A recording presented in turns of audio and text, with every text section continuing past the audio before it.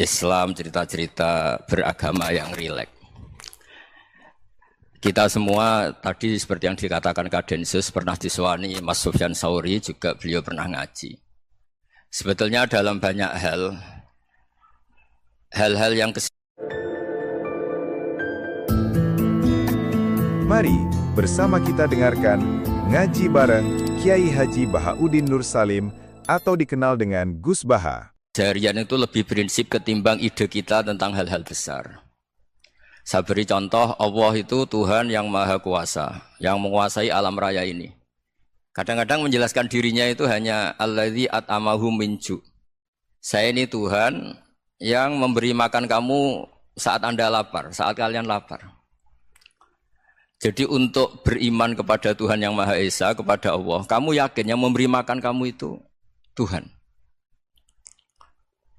Apapun kecewanya Anda terhadap tetangga, terhadap negara, terhadap mertua, terhadap istri, itu kecewa Anda tidak akan mati. Tapi kalau tidak makan itu mati. Sehingga Allah mensifati dirinya kadang pakai keseharian. Alladzi at'amahum min ju'. Tuhan itu siapa? Yang memberi makan kamu ketika lapar. Tapi kamu untuk syukur itu nunggu punya istri cantik, neriman, gampang diatur, membolehkan poligami. Terus 4 istri itu neriman semua, loyal semua. Itu sombong betul. Mau syukur saja kok repotnya seperti itu. Jadi mau syukur ya ada makanan dimakan. Itu. Kalau ngantuk ya tidur. Ayatnya wa min ayatihi manamukum billaili wan nahar. Maksud ayat Allah itu tidur. Nah keangkuhan-keangkuhan ini yang menjadikan kita itu jadi repot hidup. Wong untuk syukur kok nunggu tadi. Mertua baik, tetangga baik, istri baik. Apa saja di sekelilingnya harus baik. Nah keinginan berlebihan ini menjadikan kita lupa ada hal-hal yang paling kita butuhkan. Yaitu oksigen. Kita boleh nempat di buminya Allah. Alladzi ja'ala lakumul ardo firasya. Bumi kamu tempati enak. Coba kalau gempa. Apa artinya istri 4 cantik semua kalau pas digoyang apa? Gempa. Apa artinya kamu jabat? Entah apa saja jabatannya. Kalau bumi likuifaksi, habis kamu. Kiai meskipun dai kondang umatnya jutaan, kalau likuifaksi di panggung hancur. Tapi nikmat-nikmat yang disebut Allah seperti ini kita kaji keseharian. Alladzi ja'ala lakumul ardo mahda. Allah itu yang menjadikan bumi dalulan, yang mudah diinjak. Famshu fi manakibih, silahkan pakai jalan-jalan. Jadi saya termasuk benar-benar kiai Jawa. Kalau kerennya Kiai Nusantara atau Kiai Indonesia lah. Diajari bapak saya Kiai Haji Nur Salim, diajari Mbah Maimun. Itu Islam itu keseharian. Karena ketika Anda memilih hal-hal yang serius, itu tujuan utamanya nyari ridhonya Allah. Dan ridhonya Allah bisa kamu dapatkan sesuatu yang pasti benar. Misalnya dalam sebuah hadis Sahih Muslim disebutkan, Inna wuha la yardo anil abdi idha akalal akla fayahmadahu alaiha aw yashroba syarba fayahmadahu alaiha. Itu redaksinya inna itu sesungguhnya, la yardo juga pakai lam taukid, juga maknanya sesungguhnya. Sungguh-sungguh Allah sangat ridho ketika seorang hamba itu makan ketika sesuap nasi dia muji Allah, ketika minum seteguk nasi dia muji Allah. Itu kalau orang diridhoni Allah itu wali betul. Itu untuk jadi wali itu gampang. Kamu makan ridho, kamu ninjak buminya Allah ridho seneng, kamu hidup keseharian aman seneng. Nah ini supaya sampean kita semua ngaji betapa panduan Rasulullah untuk menggapai ridho Allah itu banyak yang keseharian sekali. Saking kesehariannya banyak dalam hadis dan itu sahih. Nabi menyebut hal-hal yang keseharian. Hatta ma tas'alu fi imra'atika. Kamu punya uang, kemudian istri kamu bisa makan, itu ibadah. Bahkan sebagian ibadah itu dicontohkan Nabi yang akhirnya diprotes sahabat. Yaitu, wa fi buti ahadikum sodaqah. Kamu menggauli istri kamu itu ya sodaqah. Sampai sahabat bilang, yang benar ya Rasulullah. Ayati ahaduna syahwatahu wa huwa lahu ajrun. Masa urusan biologis, urusan syahwat, kemudian dia dapat pahala. Nabi menjawab, alaysa lawadu'aha fi haramin akana alaihi wisrun. Bagaimana kalau dia meletakkan ke yang tidak benar, itu kan dosa. Nah, hal-hal seperti ini yang saya ingin teman-teman semua lah, semua. Saya juga agak ingin ngaji demi Anda juga agak ingin. Itu dosa sekali ngaji kok pesanan kelompok tertentu itu enggak boleh. Islam itu untuk semua. Jadi ya cuma karena di depan saya jenengan ya seakan-akan jenengan korbannya. Itu ada ilmunya dalam usul fikih itu. Jadi orang itu harus ngaji usul fikih. Nama yang disebut, mungkin Mas Sufyan masih ingat zaman ngaji usul fikih. Nama yang disebut itu tidak jaminan sebagai prioritas perintah. Jadi misalnya gini, kebetulan yang di depan Nabi itu Abu Dzar. Nabi ya bilang, ya Abu Dzarin ini uhibbuka misalnya, atau ya Mu'ad ini uhibbuka, atau ya Abu Hurairah ini uhibbuka misalnya. Banyaklah riwayat yang Nabi nyebut ya Abu Dzarin, ya Mu'ad, ya Abu Hurairah. Kemudian misalnya Nabi meneruskan khitab, ini uhibbuka, saya mencintai kamu, fakul dubur sholatin, atau sebagian riwayat disebut fala tada'anna dubura kulli sholatin, Allahumma inni ala dzikrika wa syukrika wa husni ibadatik. Saya mencintai kamu, siapa saja. Mu'ad bisa, Abu Dzar bisa siapa. Saya mencintai kamu, mohon kalau habis sholat kamu jangan lupa wiridan Allahumma a'inni ala dzikrika wa syukrika wa husni ibadatik. Ya Allah, tolong kami permudah supaya mudah ingat engkau. Anda tidak bisa mentang-mentang, wong nama saya Parmin. Nama saya Purnomo, itu yang diperintahkan Mu'ad misalnya. Jadi yang disebut satu, tapi khitab itu untuk siapa saja. Saya teruskan ya. Jadi saya mohon semua kita melakukan kebaikan itu, kalau dalam kaidah fikih disebut al-yakin la yuzalu bisyak. Banyak kebaikan yang kebenarannya itu 100%. Tidak punya efek samping ke pihak lain, ke kelompok lain, ke komunitas lain. Itu tadi misalnya Anda makan, dan itu murah sekali, hanya butuh satu piring. Setiap kunyahan kamu muji Allah, setiap minum kamu muji Allah. Itu redaksinya Rasulullah SAW disebut, Allah sangat ridho ketika seorang hamba makan, kemudian dia memuji Allah. Atau minum, kemudian dia memuji Allah. Logikanya gampang, negara seperti ini yang kamu harapkan bentuknya kayak apa, mertua, ipar, komunitas, tetangga. Itu nyata terjadi, itu kan belum pasti. Sementara yang mesti terjadi adalah kamu butuh makan, kalau tidak mati. Butuh minum, kalau tidak mati. Butuh bumi yang nyaman ditempati, kalau tidak kita juga mati. Sebab itu Allah kalau menyebut nikmatnya itu hal-hal yang keseharian. Alladzi at'amahum min ju'. Allah itu siapa? Allah itu yang menciptakan kamu bisa makan. Tidak berlebihan, Allah itu yang menciptakan kondisi sosial itu ideal. Zaman Nabi itu ya ada orang munafik. Orang-orang pilihan Allah itu juga diuji orang sekelilingnya yang macam-macam. Semua diuji sesuai konteks zaman dan waktu. Nah, tapi ada ibadah-ibadah yang selalu disarankan Nabi. Sampai Nabi itu pernah ditanya, ayul Islam ya khairun ya Rasulullah, Islam terbaik itu gimana? Jawaban Nabi itu unik, it'amut to'am. Islam terbaik itu ya makan-makan, santai-santai. Ketika Allah menyebut beberapa kebaikan, falak tahamal aqobah, wa ma adrokan apa?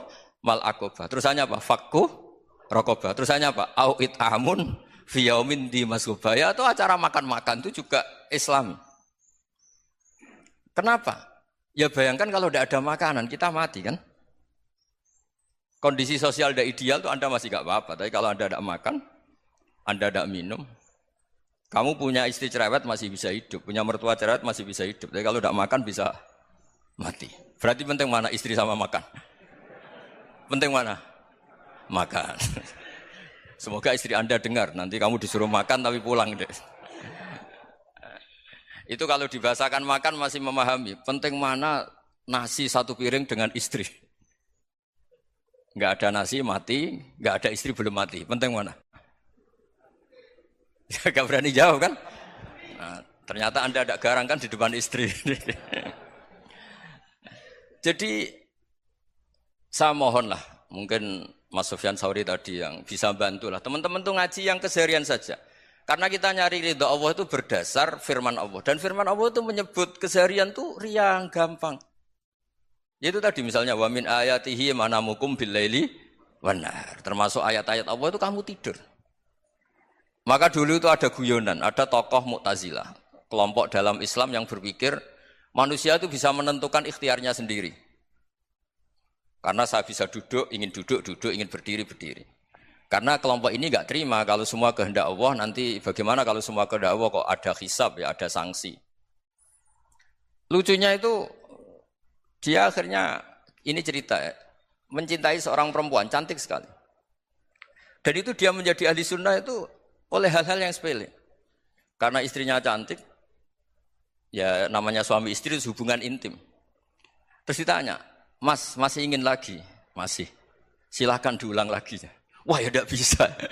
Katanya manusia bisa menentukan yang diinginkan. Itu tobat itu. Itu nggak bisa ditobatkan Mas Sufyan Ats-Tsauri. Orang cantik yang mudah nobatkan orang itu orang cantik. Segampang itu. Akhirnya kita tahu. Makanya kalau dalam kitab Hikam itu disebut al-aqil mayyakul madza yaf'alu wa hubi wal ghafil mayyakul madza af'al. Orang yang punya akal karena sadar ini wilayah Allah, semua milik Tuhan. Itu dia tiap hari berpikir, besok Allah akan melakukan apa terhadap dunia ini. Kamu merencanakan suatu mau plesir ternyata gempa. Mau wisata ke Rusia ternyata perang. Kamu tidak pernah tahu apa yang akan terjadi besok. Wa ma tadri nafsum madza taksibu ghadan. Tapi Anda semua kita ini sering punya jadwal permanen. Makanya saya kalau diundang siapa saja, sanad takdir. Yang jelas Gus ini acara penting. Ya masih acara penting nak pangeran ngersakno piye? Kok ape dadi pangeran? Kamu kok mau jadi Tuhan? Itu kadang ya kiai gitu. Penting Gus acara ini jenengan harus memastikan bisa. Loh kamu itu yang ngajarin tauhid, sesuatu itu biadillah kok bilang-bilang apa pasti. Kalau maksa terus tak tobatkan dong kamu kata saya itu. Ya kalau gitu Gus bilang insya Allah. Wah itu hati saya, fisik saya, roh saya sudah bilang insya Allah. Tidak usah kamu latih kata saya. Nah hal-hal tauhid keseharian itu gampang sebetulnya. Wal ghafil yaqulu madza af'al. Tapi orang yang lupa Allah dia setiap hari bilang besok apa? Kita bisa melakukan apa? Seakan-akan dia itu aktor, dia penting, dia subjek permanen, dia. Padahal kita ini hanya objek kehendak Allah Subhanahu wa taala. Karena kita yakin sesuatu yang terjadi di alam raya ini kita tidak bisa apa-apa. Makanya saya sering ngaji, sering bilang saya. Ketika Anda mensifati Allah, Dia yang menghidupkan. Sudah itu tanamkan, sehingga ketika kita mati, santai saja. Kenapa santai? Allah punya cara menghidupkan kita. Zaman kita hidup juga gak tahu caranya ngelola jantung, ngelola paru-paru. Kamu juga gak tahu ngelola oksigen yang tidak beracun, tidak mengandung polusi. Tahu-tahu hidup. Gak ingin tua ya tahu-tahu tua. Gak ingin mati tahu-tahu mati. Selama ini kita hidup juga gak tahu apa sebetulnya. Hanya gaya tok, punya jadwal, punya planning. Kalau kamu bisa menentukan pilihan Anda, pasti Anda istrinya cantik, 4 neriman semua, kona'ah semua. Nyatanya enggak kan? Ada 1 jelek, cerewet. Wah itu kan, nyatanya enggak bisa apa-apa Anda kan? Dan kamu bawa mati lagi. Nah, itu kan, istri Anda juga gitu, punya keinginan, punya suami yang ganteng, yang jabat, yang neriman, yang enggak poligami. Ya enggak kesampaian juga. Kalau kita ngitung tingkat kegagalan kita itu gagal terus. Ya kan? Nah, terus ingat Allah. Madza yaf'alu wa hubi. Orang yang punya akal selalu berpikir Allah itu menghendaki apa terhadap saya. Lalu sama-sama orang itu. Ngelihat orang yang serius. Itu kata Anda itu pemikir berat, serius. Senang punya tokoh yang merengut karena kamu anggap serius. Tapi sebagian orang anggap orang yang serius itu wong merengut, wong masam, wong muka kok ditekuk. Jadi sama itu hati ya muqallibal qulub tsabbit qalbi ala dini, karena kita enggak tahu cara berpikir kita tentang orang lain, tentang sekeliling kita. Misalnya kita orang baik yang jenis ngrumat fakir miskin. Ada orang bangun masjid mewah itu janggal. Apa artinya masjid mewah kalau banyak orang kelaparan? Tapi kalau yang jenis pendidikan apa artinya masjid mewah kalau enggak bisa ngaji? Nanti yang jenis infrastruktur apa artinya ini kalau semuanya punya sudut pandang yang berbeda-beda. Dan Islam mengapresiasi semua kebaikan.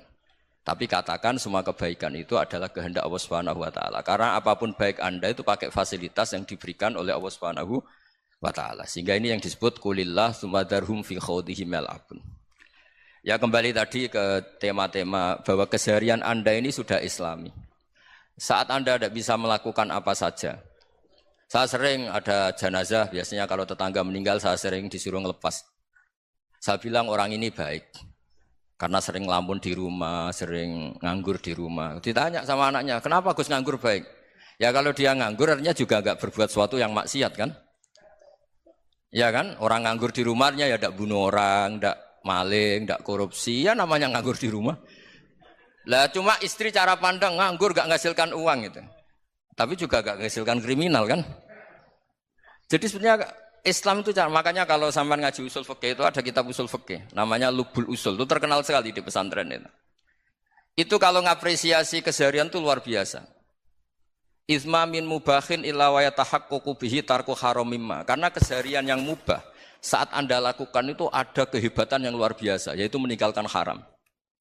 Makanya dulu banyak orang-orang alim ketemu temannya itu guyon sampai semalaman. Itu biasanya yang semangat Islam, itu kiai kok ndak tahajud, kiai kok ndak witir. Orang yang sedang mapan uangnya banyak, malam itu ndak kelayaban itu sudah luar biasa.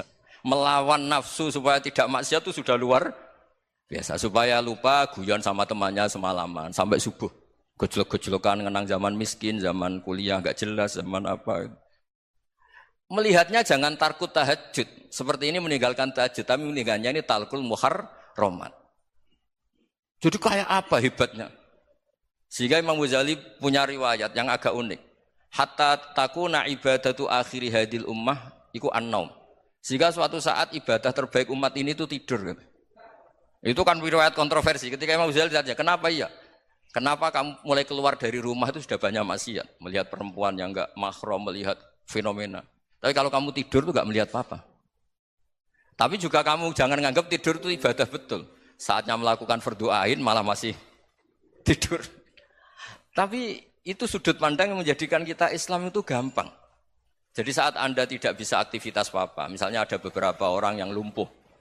Lumpuh itu memang nggak bisa Jumatan, nggak bisa ibadah, tapi dia juga nggak bisa maksiat. Tidur itu memang Anda saat itu nggak bisa tahajud, nggak bisa witir, tapi saat itu ada zina, ada maling, ada gosipkan orang, ada bully orang, ada menanamkan kebencian, ada hasud. Sehingga tidur menurut Allah Ta'ala wa min ayatihi manamukum billaili apa? Wanahar. Karena di tidur itu selain ada unsur istirahat, jaga kestamina, juga ada unsur meninggalkan beberapa keburukan. Nah saya mohon ibadah yang keseharian ini kita jaga. Supaya kita semua baca ayat itu fasih. Fasih itu tertanam di hati. Allah itu siapa?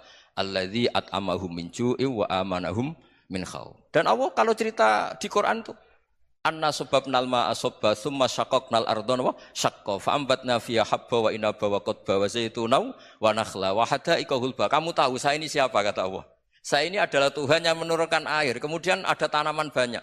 Habba wa inaba wa qadba, ada zaitun, ada tin, kalau orang Jawa mungkin ada tela, ada padi, ada mangga, ada pisang. Sudah. Wa inaba wa zaituna wa nakhla wa hada'iqa hulba, ada perkebunan yang lebat. Tujuannya apa? Mata Allahkum, silahkan kamu pakai, kamu nikmati. Tapi karena kadang kita ini punya ide-ide besar. Tadi untuk syukur saja nunggu punya istri riman, rumah baik, tetangga baik, komunitas baik, semuanya baik baru syukur. Lama-lama nanti ada di surga, syukurnya nunggu surga paling kelas A. Itu sudah ada yang menghuni Rasulullah, kamu enggak boleh di situ. Masa untuk syukur saja? Repotnya Masya Allah. Jadi mohonlah Quran yang kalau Anda hafalkan juz sama itu kan ada ayat-ayat yang kayak tadi. Ya, fal yang dzuril insanu ila ta'ami. Coba lihat apa yang kamu makan itu, dari mana? Dan untuk mempertahankan hidup kamu keseharian. Jadi jangan kira ibadah itu harus membentuk komunitas yang versi Anda. Ibadah itu harus hal yang mulu-mulu. Kesehariannya Anda alami. Loh ini saya tidak bikin-bikin. Saya ngaji bukan karena berdasar pesanan. Itu ayat yang saya baca kan betul ada ayatnya kan. Fal yang dzuril insanu ila ta'ami. Anna sababnal ma'a sabba thumma syaqqaqnal arda syaqqa fa ambasna fiha habba wa inaba wa qadba wa zaituna wa nakhla wa hada'iqa ghulba. Terusannya apa? Mata'al lakum, silakan kamu nikmati. Mata itu silakan kamu nikmati. Ya kayak sampean dikasih hidangan ya makan. Ya sudah makan. Habis makan ya minum. Habis itu ngantuk ya tidur. Ya sudah normal-normal saja. Kayak apa indahnya Islam. Tapi Anda mencari Islam yang gimana lagi? Nah itu yang diajarkan guru-guru kita, diajarkan sanad kita sampai Wali Songo, sampai Rasulullah SAW. Bahwa pada akhirnya ada jihad, ada perang. Itu dulu memang perang, bukan membunuh. Beda. Dulu kita dijajah Belanda ya perang, dan itu normal karena kita dijajah. Jadi ketika orang lain ingin baik sama kita, wa in ahadum minal musyrikin astajaruka ya fa'jirhu hatta yasma'a kalam Allah. Kalau mereka ingin baik ya kita baik. Makanya ada istilah musta'man, mu'ahad. Kalau mereka ingin damai, berdampingan dengan kemajmukan ya itu yang lebih baik. Karena memang Islam menghormati proses perdamaian. Wa in janahu lis-salmi ya fajnah Lah kalau ingin damai ya kita harus damai. Jadi andai kan dulu Belanda datang ke Indonesia kok minta besanan gitu. Ya mungkin kita juga seneng karena memperbaiki hidung kan kalau minta besanan gitu. Nah tapi wong jajah dulu itu kan masalah kan? Apa? Masalah kan? Jadi saya mohon jadi apa? Saya tadi minta sama Bapak Kadensus kemarin juga pernah main ke saya. Jangan sering ketemu saya ini sudah uzlah, saya ini sudah mau daftar jadi resi. Saya itu kemarin di muktamar juga agak datang, acara di Jogja juga sudah. Karena memang keluarga saya dulu itu mbah saya, bapaknya bapak saya itu enggak keluar rumah itu puluhan tahun. Memang punya adat uzlah. Ya makanya ngaji saya ngaji aja yang gampang-gampang aja, yang enggak orderan, enggak pesenan ngaji aja dulu yang gampang. Saya ikhlas, yakin betul saya ikhlas. Ikhlas itu menurut saya itu roh. Orang enggak ikhlas menurut saya itu orang aneh. Ikhlas itu gampang, sudah saya bilang. Kalau kamu yakin ilmu itu milik Allah, ngasihkan juga ikhlas itu milik Allah. Apa sih yang kamu punyai sehingga kamu tidak ikhlas? Uang milik Allah, energi kita milik Allah, bumi milik Allah. Kemudian kamu merasa memiliki. Merasa memiliki itu kalau dalam ilmu tasawuf sudah kesalahan kan. Bagaimana Anda punya? Coba tahu-tahu tanah itu kok milik Anda. Karena saya beli, Gus. Saya beli dari orang, dari Zaid. Padahal yang asli punya itu Allah. Apa benar kamu pernah beli sama Allah? Zaid ini pemilik nisbi, pemilik yang enggak sebenarnya kan? Ya enggak? Yang benar-benar pemilik itu Allah. Kok kamu ngerasa itu bumi kamu itu atas nama apa? Coba. Milik kan harus beli atau dikasih. Enggak semua kan? Nah, makanya itu famshu fi manakibiha. Dan Allah menyebutnya, sudah saya ini yang menciptakan bumi. Walladzi ja'ala lakumul arda dhalulan. Dan Allah menyebutnya sederhana, famshu fi manakibiha. Silakan jalan-jalan. Terusannya apa? Wakulu mirizki, silahkan makan-makan. Jadi Islam itu ya makanya kiai-kiai itu ada acara makan, sampai ada guyonan fikuli makanin makan di setiap tempat ya makan. Nggih ngoten nggih, pokoke sing gampang-gampang mawon nggih. Nggih Mas Sufyan nggih sing gampang-gampang mawon nggih. Assalamualaikum warahmatullahi wabarakatuh. Nah, yang saya ingin tanyakan, bagaimana kita memupuk konsep persaudaraan tanpa memandang kepentingan duniawi? Bismillahirrahmanirrahim. Ya yang rileks saja ya. Saya pernah ketemu orang yang pakaiannya itu enggak, mungkin kalau orang syariat bilang enggak syar'i lah. Pakai pakaian yang tidak syar'i. Tapi dia muslimah, dia ke masjid. Saya ditanya sama seseorang, Gus kok sama orang gitu mau bertemu gitu. Karena terus saya bilang, kenapa? Dia pakaiannya tidak islami gitu. Oke, dia tidak pakaian islami itu nyata, tapi dia ke masjid itu islami, tetap sholat itu islami. Ketika dia ingin sholat dan tetap sholatnya pakai takbir, pakai rukuk, pakai sujud itu islami. Wong setelah di masjid ya pakai mukena, pakai. Kalau sama-sama nyata, Anda kan boleh ngingat sama-sama yang fakta. Gitu. Dia punya kesalahan dalam berpakaian, dia punya kebenaran dalam sujud, dalam rukuk, dalam ibadah. Dan itu tradisi Quran. Quran ya cerita famay ya'mal mithqala dzarratin khairan yarah wa may ya'mal mithqala dzarratin syarran yarah. Apa susahnya sih ingat dua-dua sisi itu? Sama bernegara atau bertetangga. Kita bayangkan jangan bernegara dulu, terlalu luas, bertetangga saja. Ukuran karena nanti sama, bernegara sama bertetangga itu hadisnya sama. Kita di kampung itu ya ada masjid dan orang-orang yang enggak sholat juga nyumbang masjid. Bahkan ada yang nyumbang masjid banyak terus tidak sholat. Karena keramik saya sudah sholat katanya. Saya pernah ketemu orang model gitu itu ya ada. Jadi, tapi ada juga yang sholat terus tapi nggak pernah nyumbang masjid. Ya orang banyak. Intinya itu Allah itu punya tradisi, punya sunnatullah. Kebaikan ya dihitung, kejelekan juga dihitung. Dulu ketika Rasulullah SAW hidup bersama komunitas yang majmu', itu sebetulnya permintaannya Nabi jangan halangi kami saat mau beribadah. Dulu sampai perang karena mereka menghalangi. Sebenarnya problem mereka wa yasudduna an sabilillah, menghalangi. Sebenarnya kalau dulu saling toleransi ya enggak ada masalah. Artinya ketika Anda ingin sholat di Indonesia enggak dihalangi, ingin pengajian enggak dihalangi, sebenarnya ini enggak ada masalah. Ya soal ada kebaikan, ada keburukan ya mulai Nabi Adam sampai sekarang sampai kiamat. Itu cara pandang. Jadi cara pandang kita terhadap orang lain itu harus hal-hal yang nyata. Kalau kesalahan mereka nyata, kebaikan mereka juga nyata. Kenapa kita hanya ingat sisi yang jelek, tidak ingat sisi yang baik? Saya sering cerita ke santri-santri saya, setiap saya pengajian diundang orang di mana-mana itu saya mesti istighfar. Karena nggak ada pilihan. Saat saya datang ke pengajian di Sulawesi, misalnya saya tinggal ngaji di sini. Saat saya ngaji di sini, ninggal undangan yang di sana. Hidup itu tidak banyak pilihan, meninggalkan kebaikan, melakukan kebaikan.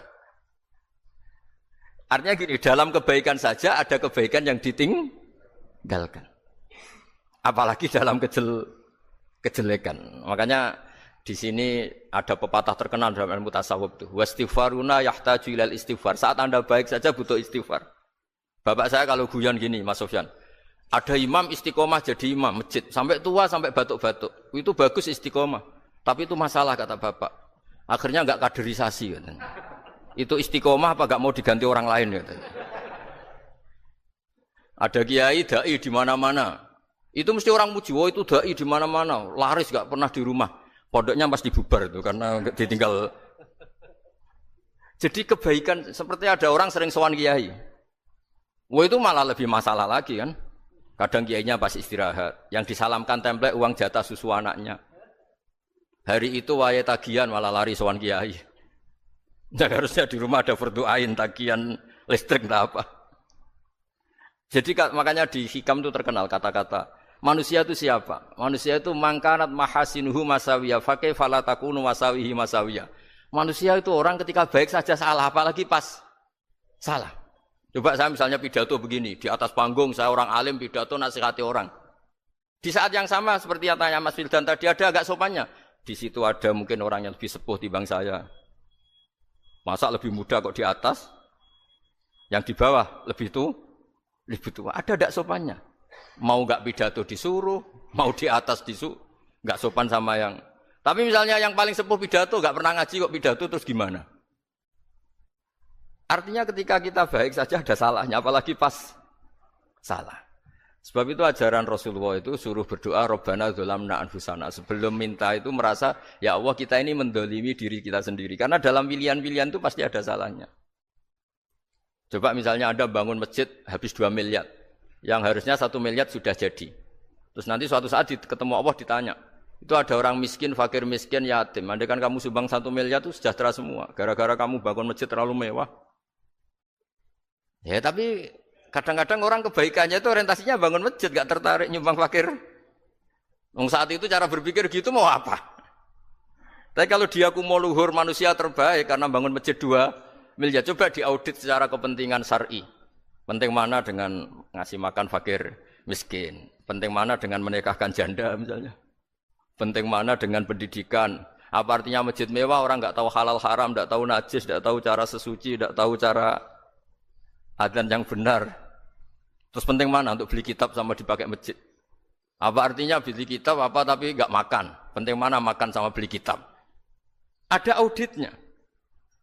Makanya manusia itu ketika baik pun disuruh istighfar. Apalagi ketika salah. Nah dengan perasaan seperti itu kebencian pada orang lain luluh karena potensi baik pada orang lain ternyata tinggi. Dan potensi salah ke kita juga tinggi.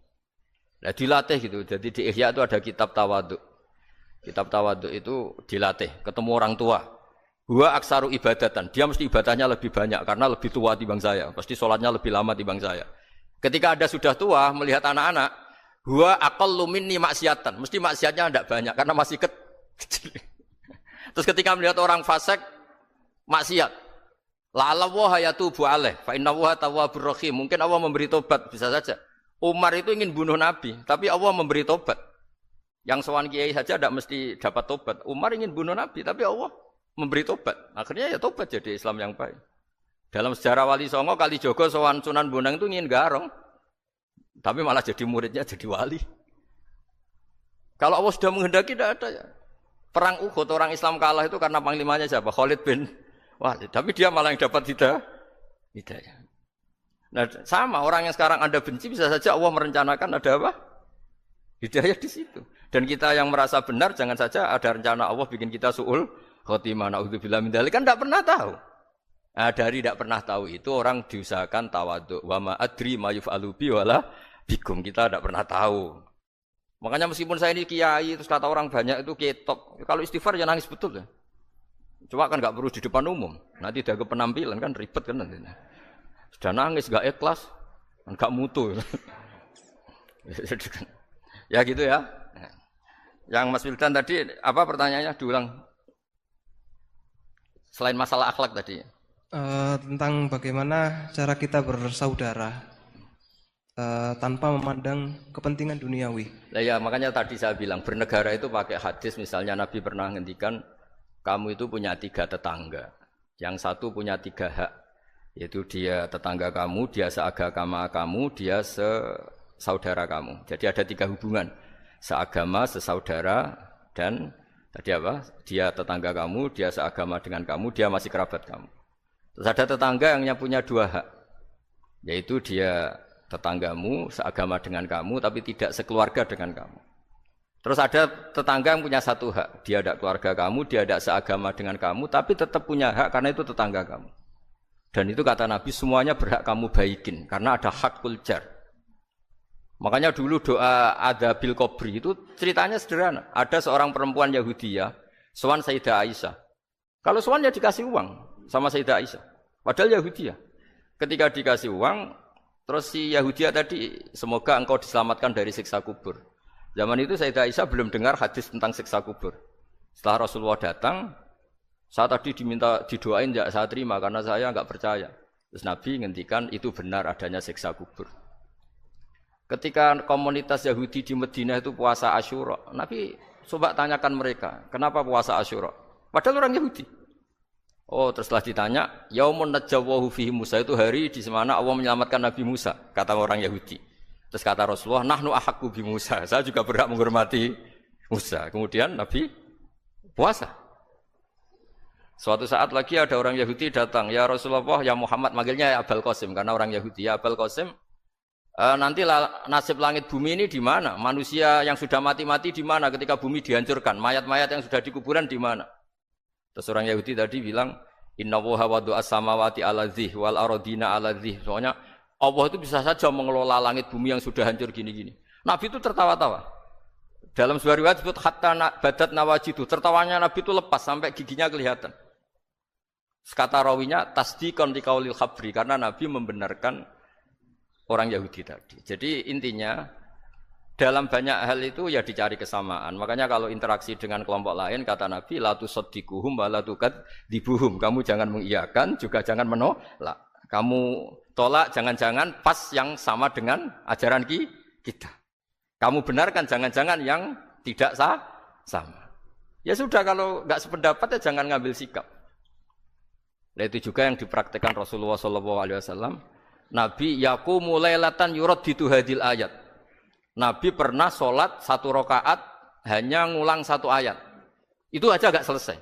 Yaitu ngulang-ngulang ayat. Fa'akulu kama qolal abdus sholeh in tu'adzibhum fa'innahum ibaduk wa in taghfir lahum fa'innaka antal azizul hakim. Pun Gusti kula nyerah. Semua ini hamba jenengan, monggo jenengan napakno sing duwe jenengan. Intinya itu ini wilayah jenengan, ndak wilayah saya. Nah kadang-kadang kita sebagai manusia itu jumawa seakan-akan itu wilayah kita. Kita nyiksa terserah kita, mengampuni ya terserah kita. Padahal tidak milik kita. Dunia ini milik Allah Subhanahu wa ta'ala. Makanya yang terakhir saya ijazahkan ijazah bapak. Bapak saya itu orang hafal Quran, alim tapi lucu, senengannya guyon. Kalau ngajarkan saya tauhid, tasawuf itu gampang. Hak, kamu punya tetangga, punya Innova. Terus kamu berpikir, kamu miskin berpikir. Itu pajaknya aja berapa? Kalau apa itu bannya sudah halus, itu gantinya kayak apa? Kalau rusak kayak apa? Terus kata bapak, orang melok duwe kok mikir, ndak ikut punya kok mikir. Terus coba kamu nggak ikut punya Alphard. Terus saya mikir, wah itu pajaknya berapa Pak Martinus, bisa dipakai beli motor kan? Pajaknya apa? Alphard ini. Oh nggak ikut punya kok. Nah, dunia itu rawekmu, mbok pikir lah apa ono sing duwe. Maksudnya dunia itu milik Allah, apa kamu pikir itu milik yang punya gitu. Nah, itu yang dimaksud dalam ilmu tasawuf, da'it tadbir fama qoma bi ghairuk la tuqim bihi nafsak. Sudah kamu tidak usah ikut campur. Itu wilayahnya Allah kata itu karena wong enggak ikut punya kok ikut mikir. Anda benci orang, benci sekali karena dia tauhid misalnya. Jangan-jangan Allah punya rencana memberi hidayah dia. Atau Allah punya rencana dari dia keluar orang-orang Islam yang soleh. Makanya ketika Malakul Jibal, ya Rasulullah saya disuruh Allah, terserah engkau. In syi'ta an udbiko alaihim al-akhshaben. Kalau engkau mau orang-orang yang mendustakan kamu saya hancurkan. Apa jawabannya Nabi? La, jangan.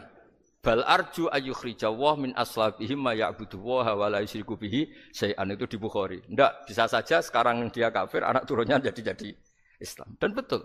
Abu Jahal punya anak Ikrimah, Abu Lahab punya anak Darrah. Walid itu musuh besarnya Nabi, punya anak Khalid. Ya sudahlah, kita selalu berharap bahwa ini wilayahnya Allah. Sudah kita berharap. Agama ini bagi yang selalu punya harapan. Limangkana yarjuwaha. Orang yang selalu punya harapan.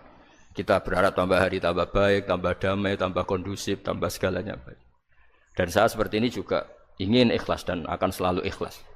Ya saya sering bilang kalau pejabat mau sini itu sering tak ngel-ngel. Saya ini sudah ingin Indonesia itu baik itu tanpa diminta. Kalau diminta itu malah seakan-akan saya belum melakukan. Ini kan. Sudah saya lakukan kok baru minta. Karena ini wilayah kita semua, artinya ingin baik itu keinginan kita semua. Status kita. Kata Sayyid Zabidi dalam kitab Ithaf, keinginan baik itu syakhsiyatuk wa hakikatuk. Itu kamu sekali. Manusia itu kan kata Allah Ta'ala, saya pertama menciptakan manusia itu khunafa, orang yang berkeinginan baik. Baru digoda setan terus macam-macam. Jadi keinginan baik itu hakikatuk wa syakhsiyatuk. Itu kamu sekali. Ingin baik itu kamu sekali. Itu status kamu katanya. Makanya orang preman kayak apa, mabuk kayak apa, ada orang kecelakaan, pikiran pertama itu nolong. Itu yang normal. Soal ada kasus, pikiran pertama ngambil HP-nya itu 0,0 sekian persen. Jadi pikiran pertama mesti nolong itu. Karena itu syakhsiyatuk wa hakikatuk.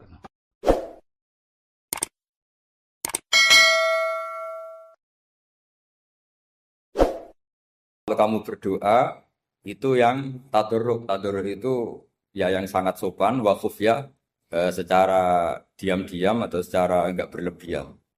Terus hanya ayat innahu la yuhibbul mu'tadin. Allah itu tidak suka orang yang melewati batas. Itu termasuk melewati batas dalam doa karena ada unsur mendikte Allah. Saya memberi contoh tadi. Misalnya kita sebagai cowok berdoa, ya Allah saya ingin punya istri cantik, sholihah, nasabnya baik, gak pernah cerewet, gak pernah apa. Itu kan nanti nyarinya juga susah. Nanti kalau Allah menjabatkan itu adanya di surga, ning donya ora payu rabi, kira-kira. Nah itu sudah berlebihan. Terus kalau ada ulama mengatakan doa itu mukhul ibadah. Itu maksudnya gini. Doa itu bukti kita minta. Minta itu bukti kita lemah. Nah merasa lemah itu sudah bagian dari ibadah. Makanya masyhur itu syairnya Abdul Al-Haddad itu. Fadu'ai wabdihali dalilun li fiftikori itu. Jadi saya berdoa itu hanya sebagai bukti saya butuh Allah. Saya sendiri tidak punya kepentingan mustajab apa enggak. Jadi wali-wali yang mengatakan doa itu mukhul ibadah sebetulnya itu malah wali-wali yang dari awal enggak kelintas disembadani apa enggak. Butuhnya dia itu menunjukkan bahwa saya ini lemah. Buktinya posisinya minta. Itu yang dimaksud mukhul ibadah. Tapi kalau kita berdoa terus posisi kita protes. Katanya kamu baik ya Allah, engkau baik. Ternyata enggak juga. Buktinya semua doa saya enggak kamu kabulkan. Wah, ini malah doa kriminal. Jadi yang dimaksud mukhul ibadah itu doa itu bukti minta. Minta itu bukti lemah. Makanya ada syairnya Abdul Al-Haddad maksud fadu'a iwabdihali dalilun li fiftikor. Jadi saya minta engkau ya Allah itu bukti saya butuh. Jadi itu bukan dua hal yang harus dipertentangkan. Jadi kalau doa dikatakan apa? Ibadah karena di doa itu minta. Nah, minta itu bukti merasa kita lemah. Berarti kita sa'il Allah mas'ul. Kita minta Allah yang kita mintain.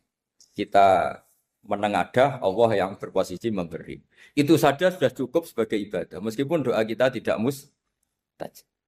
Karena memang tadi seperti itu. Kalau di ilmu-ilmu tasawuf itu apa ya?